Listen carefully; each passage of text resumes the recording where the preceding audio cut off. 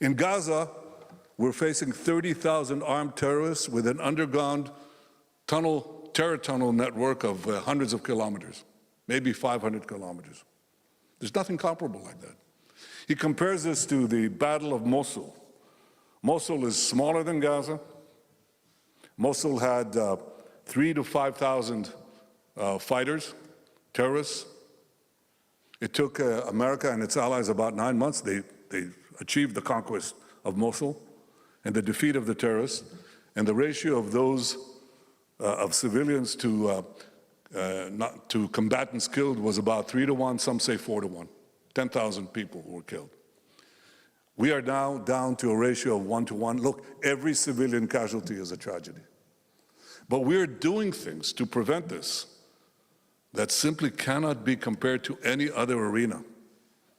John Spencer says, what other army gives advance notice about where it's going to attack? We have thousands and thousands and thousands of phone calls. We call the Gazans on their cell phones and we say, get out of harm's way. We drop leaflets. We offer safe corridors, safe havens for people to leave. It's incomparable. He says there is one comparison. In World War II, the battle for Manila. I wasn't familiar with it. I heard it from him. He says in the battle for Manila, there were 17,000 Japanese soldiers. And the American army went in, and they found something that they haven't encountered before, systemic tunnels. They weren't called tunnels, they were called sewage tunnels.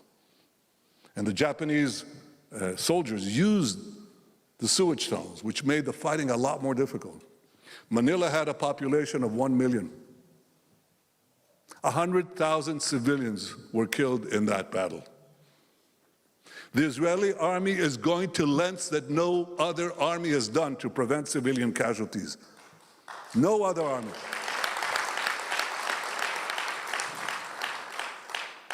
Of course, this doesn't prevent the vilification of Israel. This doesn't prevent the horrible slurs and slanders and lies that are hurled against the Jewish state and the Jewish army. I mean, this is incredible. They took us to this farce in The Hague.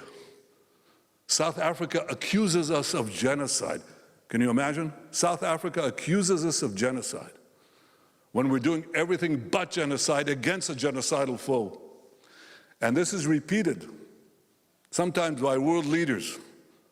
Today, the president of Brazil, by comparing Israel's war in Gaza against Hamas, a genocidal terrorist organization, to the Holocaust, President Silva has disgraced the memory of 6 million Jews murdered by the Nazis, and he's demonized the Jewish state like the most virulent anti-Semite. He should be ashamed of himself.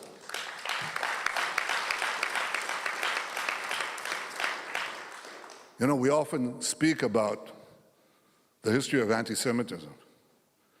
And we say, how could those lies that were leveled against the Jewish people, these extraordinary falsifications, these unbelievable diatribes that had no basis in fact, how could they have been believed by so many? But that's exactly what's happening today in the case of Israel.